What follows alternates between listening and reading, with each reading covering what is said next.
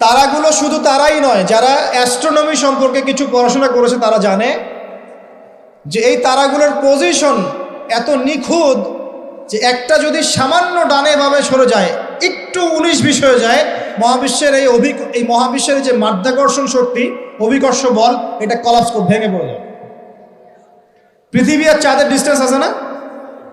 চাঁদ যদি একটু পিছিয়ে যায়, হ্যাঁ, এই জোয়ার ভাটা যেটা হচ্ছে সমুদ্রে, এটার ভারসাম্য নষ্ট হয়ে যাবে। সূর্য আর পৃথিবীর একটা ডিস্টেন্স আছে না?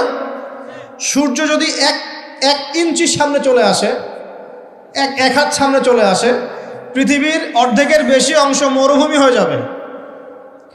আর যদি সূর্য এক হাত পিছনে চলে যায়, অল্প একটু পিছনে চলে যায়, তাহলে পৃথিবীর একটা বড় অংশ বরফে ঢেকে যাবে। কোন সত্তা এত নিপুণভাবে এগুলো সৃষ্টি করেছেন? এখন নাস্তিকরা বলছে তো আল্লাহ বলে কেউ নাই। তাদের ধারণা এগুলো এত নিপুণভাবে মহাবিশ্বটা অটোমেটিকলি হয়ে গেছে, এমনি এমনি হয়ে গেছে। মানে আবু হানিফা রাহিমাহুল্লাহর একটা ঘটনা মনে পড়লো যে নাস্তিকদের সাথে বাহাস হবে, তিনি নাই, সকাল থেকে তিনি আসছেন না। তো নাস্তিকরা খুব উৎফুল্ল, জিন্দিক তারা খুব উৎফুল্ল যে আজকে বাহাসে আমরা জিতে গেছি, আবু হানিফা রাহিমাহুল্লাহ তো নাই। আচ্ছা, আবু হানিফা রাহিমাহুল্লাহর আসল নাম কি বলেন দেখি? ও ওলামায়ে কেরাম কেউ বলবেন না, আমি ইয়াং জেনারেশনের দৃষ্টি আকর্ষণ করছি। বলেন। নোমান বিন সাবিত। যাক, না বলতে পারলে ধরতাম কিন্তু। কত হিজরিতে জন্মগ্রহণ করেছেন বলেন? মায়ের দেওয়া দরকার এদেরকে ধরে। কত হিজরিতে? 80 হিজরিতে। ইন্তেকাল কত হিজরি? 150। আর্জেন্টিনার স্ট্রাইকারের নাম কি বলেন? এই তো, এই হচ্ছে অবস্থা আমাদের ভাই। ব্রাজিলের স্ট্রাইকারের নাম কি? গতকালকে বাংলাদেশের ম্যাচে কে ভালো খেলেছে? শাবাশ, আপনাদের দ্বারাই হবে ইনশাআল্লাহ। সুবহানাল্লাহ। ভাই, আমি বলছি না যে দুনিয়া সম্পর্কে জ্ঞান রাখবেন না, কিন্তু ইসলামের জ্ঞান বিসর্জন দিয়ে দুনিয়ার জ্ঞান অর্জন করে কোনো লাভ নাই, বরং এগুলো আমাদের পরকালে ক্ষতির কারণ হবে। দেখুন, আল্লাহ পাক কোরআনে এই তারাগুলোর পজিশনের কসম করেছেন। কোরআনের আয়াতগুলোকে আকাশের তারার সাথে তুলনা করা হচ্ছে কেন? কারণ তারাগুলো আপনাকে পথ দেখাবে। কি দেখাবে? আপনি তারাগুলো মিলাতে পারলে ডাইরেকশন খুঁজে পাবেন। মনে করেন আপনার কাছে কোনো ঘড়ি নাই, কোনো মোবাইল ফোন, কিচ্ছু নাই, আজকে থেকে আপনি 1000 বছর আগে চলে গেছেন। এখন সমুদ্রে আপনি যাত্রা করতেছেন, আপনি দিক চিনবেন কিভাবে? কোনটা পূর্ব কোনটা পশ্চিম? রাতের বেলা আপনি কেমনে চিনবেন কোনটা পূর্ব কোনটা পশ্চিম, কোনটা উত্তর কোনটা দক্ষিণ? তারা দেখে চিনতেন। কিভাবে চিনতেন? আকাশের তারা দেখে আগেকার নাবিক যারা ছিলেন, সেইলর, তারা দিক চিনতেন।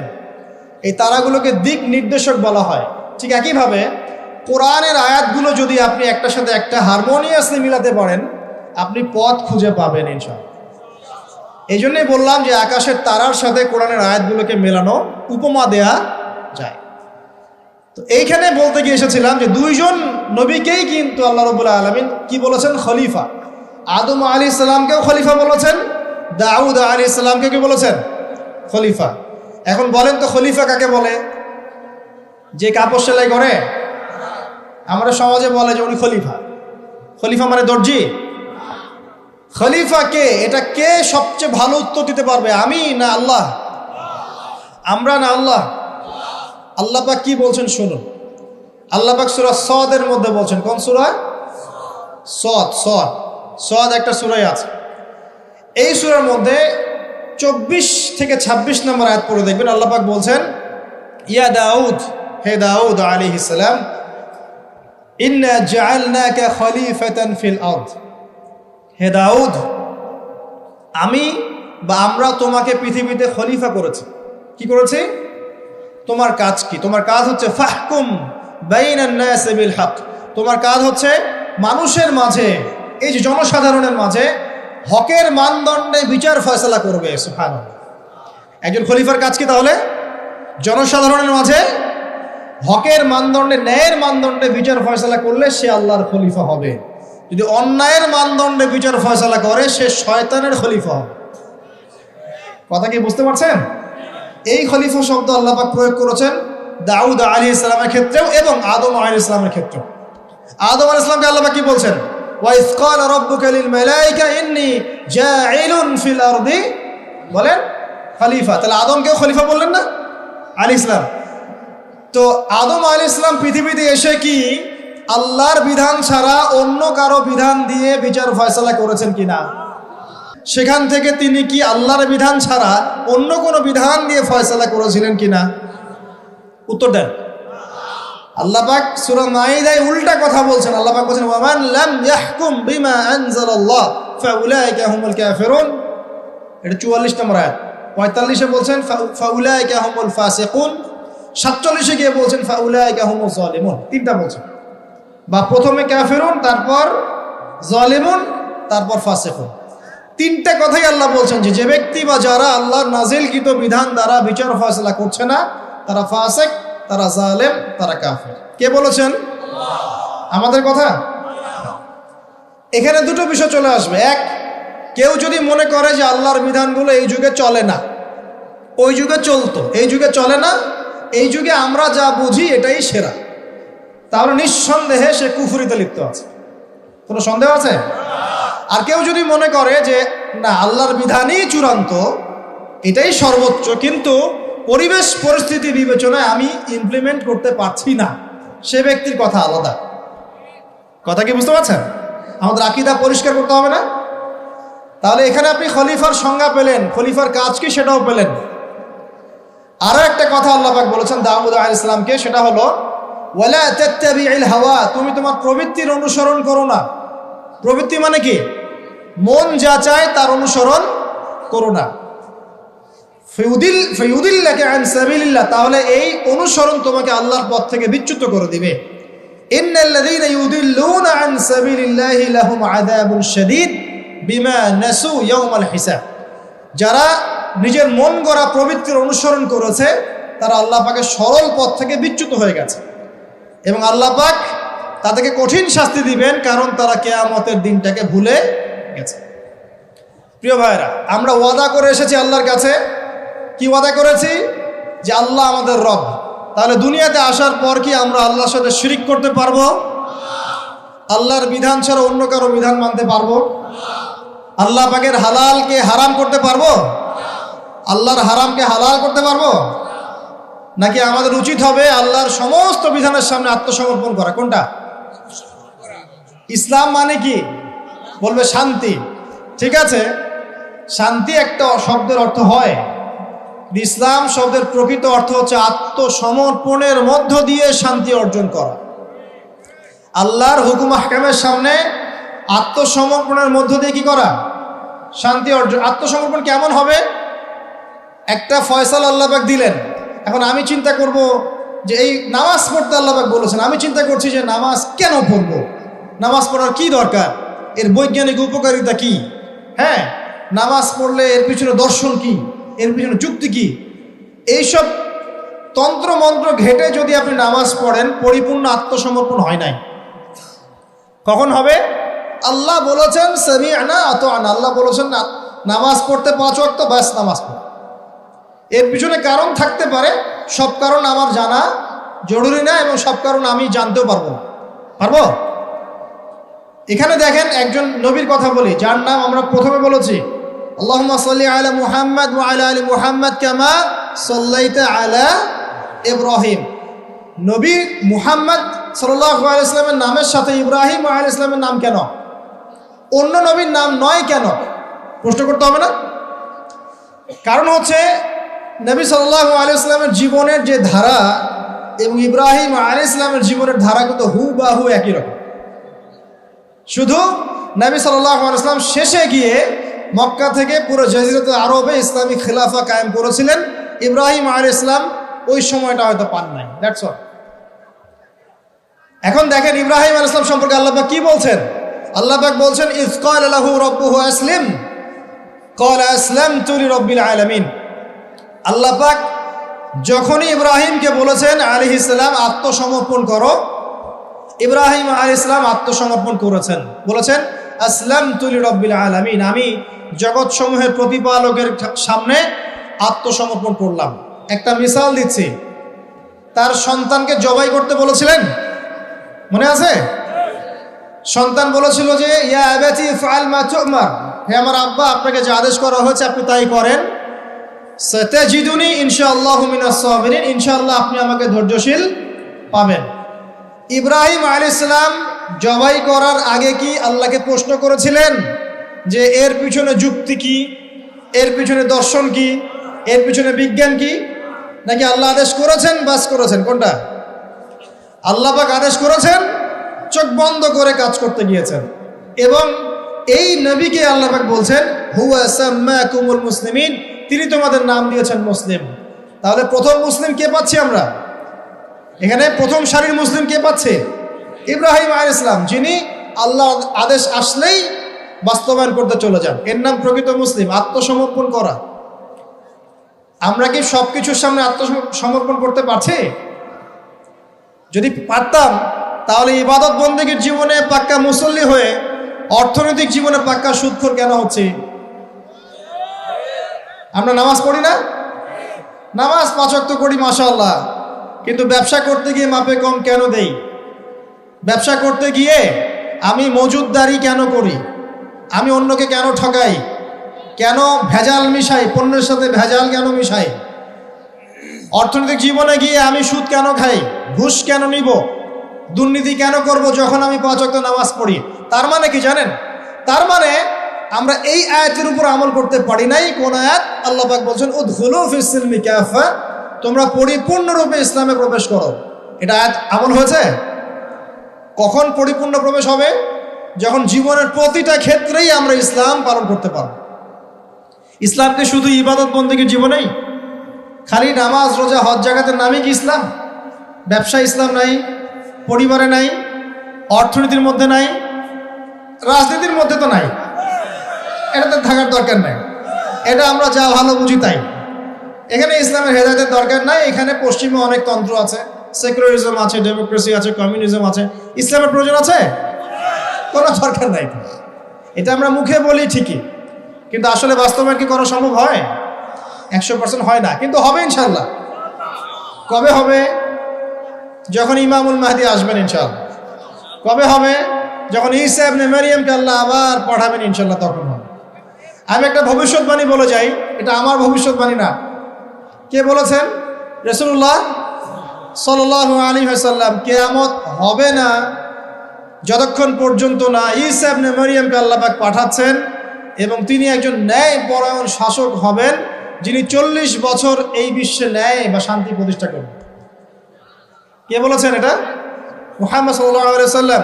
কোথা থেকে শাসন পরিচালনা করবেন? বাংলাদেশ থেকে? উত্তর না। কোথা থেকে? যেই জায়গাটার মানে আমাদের মালিকানার জায়গা, সেখান থেকে আমাদের মুসলিম ভাই বোনদেরকে আজকে নির্মম নির্যাতন করে বের করে দিয়েছে না, তিনি সারা বিশ্বে ইসলাম প্রতিষ্ঠা করবেন ইনশাআল্লাহ। বিশ্বাস করেন? এটা সত্য কথা। এখনকার অবস্থা থেকে বোঝা যায়। এখন তো মনে হচ্ছে ইসলামের সাথে, বিশ্বের শাসনের সাথে মুসলিমদের কোনো সম্পর্কই নেই, তাই মনে হয় না? কিন্তু এমনটা থাকবে না ইনশাআল্লাহ। বিশ্বাস করেন, এমনটা থাকবে না। হয়তো আমি অপদার্থ একজন মানুষ, আমি অপদার্থ, হয়তো আমরা অনেকে অপদার্থ, আমাদের দ্বারা হচ্ছে না, কিন্তু আল্লাহ পাক এমন একটা প্রজন্ম নিয়ে আসবেন ইনশাআল্লাহ, যারা আল্লাহ পাকের জমিনে আল্লাহর দিনটা প্রতিষ্ঠা করবে ইনশাআল্লাহ। দিন পালন আর প্রতিষ্ঠা এক জিনিস নয়।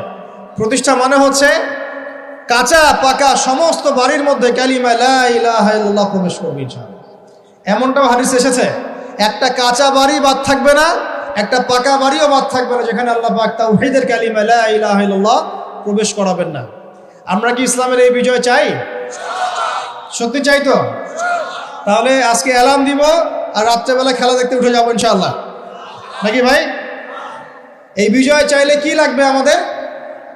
আমরা পশ্চিমা সংস্কৃতি অনুসরণ করব, ওদের মতো করে তেলাপোকা ছাড় দিব নাকি? তেলাপোকা ছাড় বোঝেন নাকি? মাথায় মনে হয় কিছু কিছু ইঁদুর আর তেলাপোকা ছেড়ে দিয়েছে, চেটে চেটে চুলগুলো এগুলো থেকে নাই করে দিয়েছে, সামনে এখানে একটু চুল আছে মাত্র। তেলাপোকা ছাড় যুব সমাজ করছে না? কাপড় চোপড়, পোশাক পরিচ্ছদ, তামাদ্দুন, তাহজিব সবকিছু পশ্চিমাদের থেকে নেওয়া হচ্ছে না? সংস্কৃতি নেওয়া হচ্ছে না? আজে বাজে সুদ ঘুষের সংস্কৃতি চলছে না?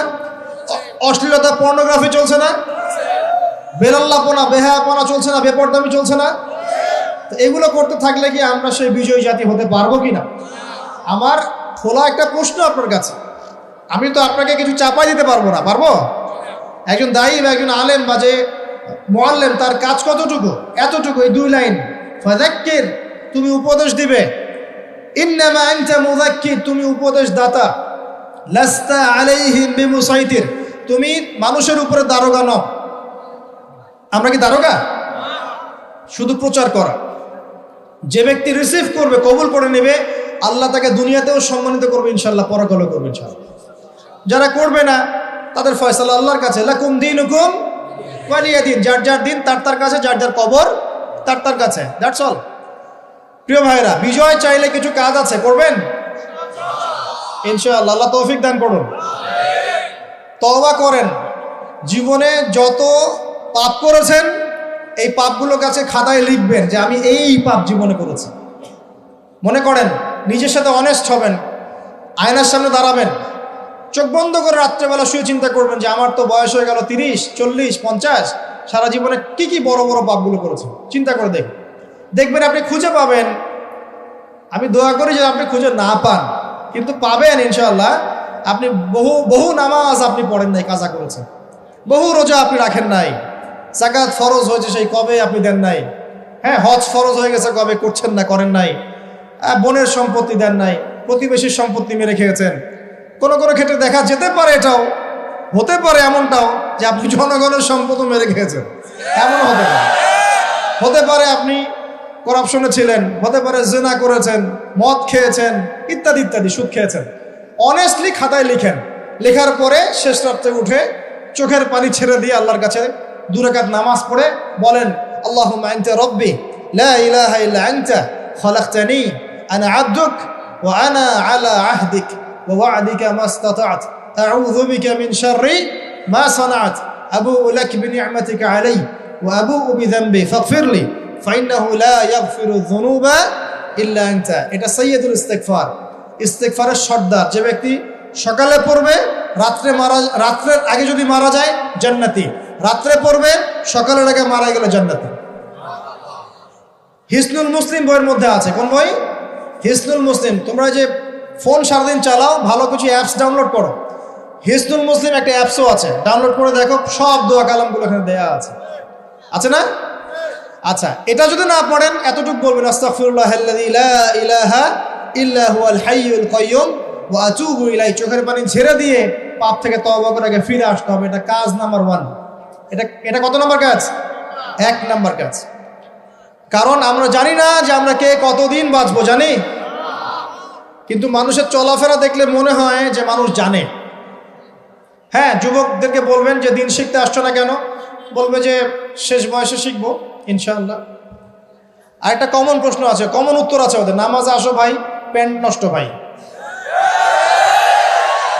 তো তোমার বিষয়টা কি এতই দুর্বল যে প্যান্ট বারবার নষ্ট হয়ে যায়? এত দুর্বলতা থাকলে তো সমস্যা, তখন তো বৈবাহিক জীবনেও তুমি হ্যাপি হতে পারবা। আর এই দুর্বলতার কারণ কি জানো? পর্নোগ্রাফি। পর্নোগ্রাফির মধ্য দিয়ে গোপন পাপ, তাই না ভাই? এই যুগে এইসব পাপ থেকে বেঁচে থাকা খুবই ডিফিকাল্ট। কিন্তু বিশ্বাস করেন, এই কথাটা শোনেন, যদি কোনো ব্যক্তি, যুবক, স্পেশালি যুবক যার যৌবনের তাড়না আছে, এই যুবক যদি পবিত্র জীবন যাপন করতে পারে, আল্লাহ পাক ওই যুবককে দেখে অবাক হয়ে যান। এবং কেউ যদি প্রকাশ্য গোপন জেনা থেকে বেঁচে থাকতে পারে, সাক্ষাৎ মৃত্যুর হাত থেকে আল্লাহ তাকে বাঁচাতে পারেন। আমি দলিল ছাড়া কথা বলবো না, এখানে দলিল দিচ্ছে শোনেন। 3 জন ব্যক্তি বের হয়েছে, ঝড়, বিশাল ঝড়, গুহায় আশ্রয় নিয়েছে, ঝড়ে পাথর দিয়ে গুহার মুখ বন্ধ হয়ে গেল। এটা হাদিস, কিন্তু আলেম ওলামারা জানবেন, আপনাদেরকে বলছেন হাদিসে আছে। কিন্তু এখন গুহার মুখ খোলার কোনো অপশন নাই। এখন 3 জন পরামর্শ করছে, আমাদের কিছু নেক আমল দিয়ে আল্লাহর কাছে দোয়া করি, চল। নেক আমলের ওসিলা দিয়ে দোয়া করা যায়, নেক আমলের ওসিলা করে দোয়া করতে হয়, এটা একটা ভালো কাজ। সদকা করেছেন, এই ওসিলায় দোয়া করেন যে আল্লাহ আমি সদকা করেছি, আল্লাহ এই ওসিলা আমার রোগটা ভালো করে দাও। আমার মাকে শেফা দিয়ে দাও, ইত্যাদি ইত্যাদি। আর আমরা সদকা করলে আগে নাম লিখাই, অমুক সাহেব 5,000, অমুক 1,000, অমুক 200। আরে ভাই, সদকা করলাম তো আল্লাহর জন্য, মানুষকে জানানোর কি দরকার আছে? এই লৌকিকতা ত্যাগ করতে হবে না? আমি এই উম্মতের উপরে একটা ফিতনাকে নিয়ে ভয় করি, সেটা হলো রিয়া বা গোপন পাপ, গোপন শিরক। রিয়া বা গোপন শিরক মানে মানুষ অন্যকে দেখানোর জন্য আমল করবে, করি না আমরা এটা? যখন মৌসুম আসবে তখন বলবে যে আমরা মুসলিমদের সাথেই আছি, আপনার রায়টা আমার পক্ষে দিয়েন, ঠিক আছে? তখন মৌসুম শেষ, ভুলে যাবে মানুষ মানুষকে। শোনেন, একজন দোয়া করছে, আল্লাহ আমার বৃদ্ধ পিতামাতা ছিল, তাদেরকে দুধ পান না করি আমি দুধ পান করতাম না, আমার সন্তানদেরকেও পান করাতাম না। এই আমলটা আল্লাহ যদি তোমার কাছে কবুল হয়, আল্লাহ তুমি আজকে এই পাথরটা সরিয়ে দাও। পাথরটা একটু সরে গেল। সুবহান। পাথর আল্লাহর হুকুম শোনে না? শোনে না? আগুন আল্লাহর হুকুম শোনে নাই? ইব্রাহিম আলাইহিস সালামকে ফেলা হচ্ছে, আল্লাহ পাক বললেন না, ইয়া নার কুনি বারদান ওয়া সালামান আলা ইব্রাহিম, আগুন ঠান্ডা হয়ে যায়নি? এই প্রকৃতি আল্লাহর কথা শোনে। দুইটা মাখলুক আল্লাহর কথা খালি শোনে না। দুইটা মাখলুক আছে আল্লাহর কথা শোনে না। এক নাম্বার হচ্ছে মানুষ, আর দুই নাম্বার কি? জিন। আর এই জন্য এই দুই শ্রেণীর ব্যাপারে আল্লাহ পাক বলেছেন, ওয়ালাকাদ যারানা লিজাহান্নামা কাসীরাম মিনাল জিন্নি ওয়াল ইনস, আমি জাহান্নাম পরিপূর্ণ করব প্রচুর মানুষ আর জিন দ্বারা। নাউযুবিল্লাহ। আগে মনে করতাম, যখন বয়সটা আরো কম ছিল, যে আল্লাহ পাক মানুষকে কিভাবে জাহান্নামে দিতে পারবেন, আল্লাহ পাক গফুর রহিম। এখন বুঝতে পারছি পরিবেশ দেখে, এই বৈশ্বিক প্রেক্ষাপট দেখে, গবেষণা করে, পড়াশোনা করে, যে জাহান্নামে যাওয়ার উপযুক্ত যদি কোনো প্রাণী থেকে থাকে সেটা হচ্ছে মানুষ। জানেন, জাহান্নামে যাওয়ার যদি উপযুক্ত কোনো প্রাণী এই মহাবিশ্বে থাকে সেটা হচ্ছে মানুষ। এই জন্য আল্লাহ রসুল একটা হাদিসে বলেছেন, 1999 জন মানুষ যাবে জাহান্নামে। বলে নাউজুবিল্লাহ। আবার এমনও হাদিস আছে যে বিনা হিসেবে 70,000 মানুষ যাবে জান্নাতে। কোনো হিসাব নাই, বিনা হিসাবে জান্নাতে। আবার একটা হাদিসে আসছে প্রত্যেক হাজারের সাথে 70,000 করে। সাহাবীরা খুশি হয়ে গেলেন যখন তারা জানলেন যে বেশিরভাগ জান্নাতি হবে উম্মতে মুহাম্মাদের। সুবহানাল্লাহ। উম্মতে মুহাম্মাদের জান্নাতে যাওয়ার একটা হাদিস বলে দেব, একটা হাদিসের আমল করতে পারবেন?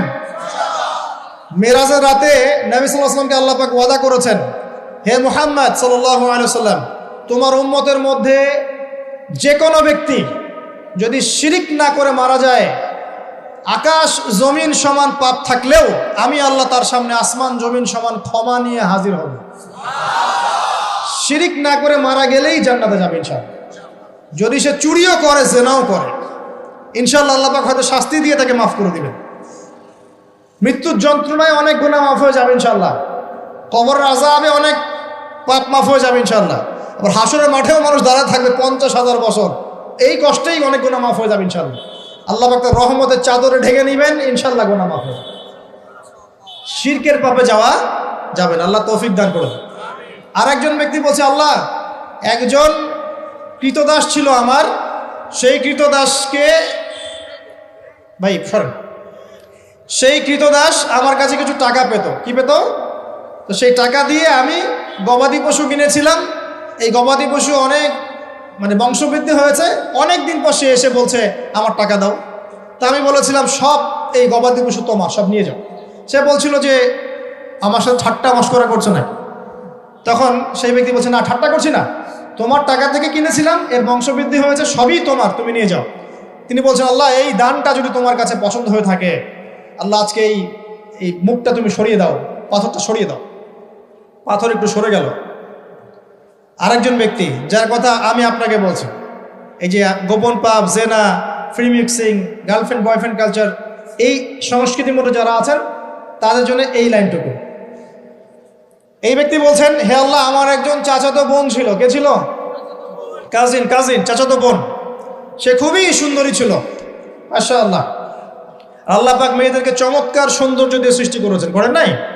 যুজ্জিনা লিন-নাস হুব্বুশ শাহাওয়াতি মিনান নিসা, মেয়েদের মধ্যে পুরুষদের সবচেয়ে বেশি খায়েশাত আছে, ফায়েশাত আছে, মানে খায়েশ, প্রবৃত্তির তাড়না আছে, সৌন্দর্য আছে, চাওয়া। তো চাচাতো বোনকে আমি খুব ভালোবাসতাম এবং আমি তাকে পেতে চাইতাম। একদিন সে আমাকে শর্ত দিল, 100 স্বর্ণ মুদ্রা দিলে আমি রাজি। বুঝতে পারছেন কথা কি? ব্যাখ্যা করতে হবে। 100 স্বর্ণ মুদ্রা দিলে আমি রাজি আছি। ওই যে বলে নিজের পায়ে দাঁড়াও, একটা চাকরি করো, তারপর আমি রাজি। বলেনি আপনাকে? একটু টাকা পয়সা আর্ন করো, তারপর আমি তোমারই। আর এই করতে করতে প্রত্যেক দিন আপনার কাছ থেকে মনে করেন প্রত্যেক ডেটে 1000-1200 1000 2000 খাইতেই আছে। আর আপনি তো সৎকায় জারিয়া করতেছেন নাকি? এটা সৎকায় জারিয়া না গোনায় জারিয়া? তো এইবার এই ব্যক্তি প্রচন্ড পরিশ্রম করে 100 স্বর্ণ মুদ্রা জোগাড় করলো। বাপ রে বাপ, কি একটা অবস্থা। তারপরে সে 100 স্বর্ণ মুদ্রা এনে এই চাচাতো বোনকে দিয়েছে, দিয়ে বলছে এখন আমার সাথে তোমার যে চুক্তি সেটা পূরণ করতে হবে। সে সেক্সুয়াল যে রিলেশন সেটা করার প্রায় উপক্রম হয়েছে, সে তার কাছাকাছি সে বসে গেছে, একদম হাদিস আসছে সে বসে পড়েছে। ঠিক ওই সময় এই মেয়েটা বলছে, হে আল্লাহর বান্দা, আল্লাহকে ভয় করো, আমি এই সতীত্ব এখন পর্যন্ত নষ্ট করি নাই, আল্লাহকে ভয় করো, আমার সতীত্ব নষ্ট করো না। কে বলছে এটা? এই চাচাতো মেয়ে, চাচাতো বোন। এই ব্যক্তি বলছে, আল্লাহ আমি শুধুমাত্র তোমার ভয়ে সেই দিন সেখান থেকে তাৎক্ষণিক উঠে গেছি, 100 স্বর্ণ মুদ্রাও আর ফেরত নেই নাই। তোমার কাছে যদি এই কাজটা কবুল হয়ে থাকে আল্লাহ, আজকে এই সাক্ষাৎ মৌতের হাত থেকে আমাকে বাঁচাও। এই পাথরটা পুরোটাই সরে গেল আলহামদুলিল্লাহ। আমি দলিল দিলাম আপনাকে যে দেখেন, যদি আপনি জেনা থেকে দূরে থাকতে পারেন, আল্লাহ পাক আপনার সব পাপ তো মাফ করে দিবে ইনশাআল্লাহ। আল্লাহ পাক আপনাকে সাক্ষাৎ মৌতের মতো বিপদ থেকে বাঁচাতে পারবেন ইনশাআল্লাহ। প্রিয় ভাইরা, তাহলে আমাদের প্রথম কাজ তওবা করে ফিরে আসা। দ্বিতীয় কাজ হচ্ছে একজন ব্যক্তিকে আদর্শ মেনে পুরো জীবনটা তার আদর্শে গড়ে তোলা। উঠা বসা, চলা ফেরা, ঘুম, খাওয়া দাওয়া, এভরিথিং পারবেন। চেহারা, সুরত, চুল টুল সব কিছুই। দাড়ি থাকবে চেহারায়, গর্বের সাথে দাড়ি রাখবেন, গর্বের সাথে বুক ফুলিয়ে দাড়ি রাখবেন। তাকওয়ার লেবাস পরবেন, পোশাক পরবেন, ঠিক আছে। মোচ ছোট করে ফেলবেন, টাকনুর উপরে কাপড় উঠিয়ে ফেলবেন, ঠিক আছে। লেবাস, পোশাক, কথাবার্তা, আমল, আকীদা, আখলাক সবকিছু কার মতো হবে? রাসূলুল্লাহ সাল্লাল্লাহু আলাইহি ওয়াসাল্লামের সুন্নত মোতাবেক। এটা আপনার 2 নম্বর কাজ। 3 নম্বর কাজ হচ্ছে পড়াশোনা করা। কি করা? দ্বীনি ইলম অর্জন করা। আগে সহজ বইগুলো পড়বেন, তারপর আস্তে আস্তে কঠিন বইয়ের দিকে যাবেন। এবং পড়াশোনার সময় ওলামায়ে কেরামের সাথে সম্পর্ক রাখবেন। একা একা পণ্ডিত হতে যাবেন না, তাহলে সমস্যা আছে। একা পণ্ডিত অনেক মানুষ এখন বলে যে আলেম ওলামাদের সাথে সম্পর্ক রাখার দরকার নাই, বইপত্র নিজে পড়বা, বুখারী, মুসলিম, তিরমিজি, নাসাই, আবু দাউদ, মিশকাত সব নিজে পড়ে নিজেই ইস্তিহাদ করে মুস্তাহিদ হয়ে যাবে। এরকমও ফিতনা কিন্তু চলছে সমাজে। এগুলো ভয়ঙ্কর ফিতনা। এবং এক পর্যায়ে বলে দিবে দরকার নাই, ওটা মানা শিরক বলে দিবে। শিরক বলে না, বলে শিরক। জানি না এই বানান কোথায় আছে, এই বানানটা আছে নাকি এমন? এবং এই কমিউনিটির মধ্যে আমি এমনও মানুষকে দেখেছি, সামনে শায়েক টাইটেল আছে, শায়েক বলেছে, দাঁড়ান, একটা কোরআনের আয়াত তেলাওয়াত করতে 20টা ভুল করে ফেলছে। আবার স্টেজে উঠে বড় বড় মুফতি যারা, হানাফি ফিকহের বড় বড় মুফতি যারা, তাদেরকে চ্যালেঞ্জ করছে যে বাহাসে আসো, আমি বুকের পাড়া থাকলে আমার সামনে বাহাসে আসো। আমি বলি যে 2টা বছর মক্তবে পড়া উচিত। আগে 2 বছর আগে মক্তবে পড়ে কোরআন তেলাওয়াত শুদ্ধ করে আসা দরকার। বিশ্বাস করেন যে কোরআন তেলাওয়াতের এমন অনেক অনেক সূক্ষ্ম জায়গা আছে, ভুল হলে আপনার অর্থ চেঞ্জ হয়ে যাবে। এই যে আলহামদুলিল্লাহ বলছেন না, আলহামদুলিল্লাহি রাব্বিল আলামিন, আলহামদুর হায়ের মাখরাজ কোথায়? এইটা গলার মাঝখানে না? আর যদি আপনি বলেন আলহামদুলিল্লাহ, আলহামদুলিল্লাহি রাব্বিল আলামিন, অর্থ পরিবর্তন হয়। আলহামদু, আলহামদু অর্থ হচ্ছে সমস্ত প্রশংসা লিল্লাহি, আল্লাহর জন্যে, রব্বিল আলামিন, যে জগৎসমূহের যিনি প্রতিপালক। সমস্ত প্রশংসা বিশ্বজাহানের প্রতিপালক আল্লাহর জন্যে, আলহামদুলিল্লাহি রাব্বিল আলামিন স্পষ্ট করে পড়ুন। আর আপনি বলছেন আলহামদুলিল্লাহি রাব্বিল আলামিন, সমস্ত নিন্দা বিশ্বজাহানের প্রতিপালক আল্লাহর জন্য। একটা হায়ের কারণে চেঞ্জ হয়ে গেছে। পড়ছেন মনে করেন যে কুল ইয়া আইয়ুহাল কাফিরুন, হে কাফেররা, লা আ'বুদু মা তা'বুদুন, লা আ'বুদু মা তা'বুদুন। লা মানে না, এখানে আ'বুদু আমি ইবাদত করি, মা জার, তা'বুদুন তোমরা ইবাদত করো। বুঝতে পারছেন কি? Basic Arabic grammar. আমি তার ইবাদত করি না যার ইবাদত তোমরা করো, কাফেরদেরকে বলছি আমরা। কিন্তু যদি আপনি এভাবে পড়েন, কুল ইয়া আইয়ুহাল কাফিরুন লা আ'বুদু মা তা'বুদুন, অর্থ কি হবে জানেন? হে কাফেররা, আমি লা আ'বুদু, আমি অবশ্যই তার ইবাদত করি যার ইবাদত তোমরা করো। কোরআন তেলাওয়াত কি এত সহজ? আলেম ওলামা ছাড়া, ওস্তাদ ছাড়া এমনি এমনি শিখতে পারবে? আর কোরআন তেলাওয়াতও করতে পারছে না, স্টেজে উঠে মানুষকে চ্যালেঞ্জ করছে, অমুক মুফতি, সব মুফতিকে ডাকো আমার সামনে বসাও, বুকের বাড়া থাকলে আমার সামনে বসাও। আর সামনে কিছু মানুষ বসে আবার সুবহানাল্লাহ করতেছে, ঠিকও বলতেছে। মানে কোন কমিউনিটি আর কোন শায়েখ তাহলে বুঝে ফেলাম। আবার এমনও আছে শায়েখ মাশাআল্লাহ, খালি মুখ দিয়ে যদি বলেন যে আমরা আল্লাহর জমিনে আল্লাহর দ্বীনের প্রচার প্রসার প্রতিষ্ঠা চাই, ইসলাম প্রতিষ্ঠা লাভ করেছে দাওয়াতের মধ্য দিয়ে এবং জিহাদ ফিসাবিল্লাহর মধ্য দিয়ে, এই জিহাদ শব্দ উচ্চারণ করলেই আপনাকে খারেজি ট্যাগ লাগাই দিয়ে দিবে। জিহাদ মানে যে নিরপরাধ মানুষকে হত্যা করা নয়, এই ব্যাখ্যা আমরা জানি না, এই ব্যাখ্যা মুসলিমরা বোঝে না। কোরআন এবং হাদিসে কোনো জায়গায় আছে নিরপরাধ মানুষকে হত্যা করতে হবে? কিন্তু যখন সারা বিশ্বের কান্ট্রিদের উপর আগ্রাসন চালাবে, মুসলিমরা কি কলা চুষবে বসে বসে, আঙুল চুষবে? তখন তারা যদি প্রতিবাদ করে ওরা খারাজি হয়ে যাবে? তো এই সব নেক্সট শুরুতে ধোকা থেকে বেঁচে থাকবেন, যে মুসলিম সমাজের ভিতরে ঢুকেই মুসলিম সমাজের ক্ষতি করার চেষ্টা করতেছে। খুব সাবধান থাকবেন। এই জন্য প্রিয় ভাইরা, হকপন্থী ওলামায়ে কেরামদের সংস্পর্শে থাকবেন, দেখবেন ইনশাআল্লাহ আপনাকে তারা বিভ্রান্ত করতে পারবে না ইনশাআল্লাহ। আমি কারো নাম মেনশন করছি, কারণ সঙ্গত কারণ আছে, বুঝতে পারছেন? এটা কয় নাম্বার? 3 নাম্বার। এক কি বলেছে? তওবা করে ফিরে আসতে হবে দিনের বিজয় চাইলে। 2 নাম্বার কি? আমল বাড়াবেন, নবী সাল্লাল্লাহু আলাইহি ওয়াসাল্লামের সুন্নাত ফলো করবেন। 3 নাম্বার পড়াশোনা করবেন, আলেম ওলামার সাথে সম্পর্ক রাখবেন। আর 2-3টা বলছি জাস্ট। 4 নাম্বার হচ্ছে পরিবারের আদর্শ হবে জান্নাতি পরিবার। সারা দুনিয়া গারদ হয়ে যায়, যাক আপনার পরিবারটা ঠিক থাকতে হবে। পারবেন?